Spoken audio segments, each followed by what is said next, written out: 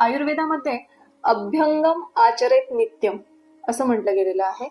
अभ्यंग नित्य नियमाने केल्याने व्याधी प्रतिकार क्षमता आणि त्वचेची व्याधी प्रतिकार क्षमता देखील वाढते असं म्हटलं गेलंय. अभ्यंग म्हणजे नक्की काय? तर औषधी तेलाने किंवा साध्या तीळ तेलाने रोजच शरीराला मालिश करणे आंघोळीपूर्वी हे दिनचर्येतला एक प्रकार सांगितला गेलाय. आयुर्वेदानुसार अभ्यंग केल्याने तुमची व्याधी प्रतिकार क्षमता वाढते, तसेच रक्ताभिसरण वाढते, ताणतणाव कमी होण्यास मदत होते आणि त्वचेला स्निग्धता मिळून त्वचा तेजस्वी बनते. अभ्यंग ही प्रोसिजर म्हणजे तेलाने जी मालिश केली जाते ती दररोज 10 ते 15 मिनिट कोमट तेलाने केली गेली पाहिजे.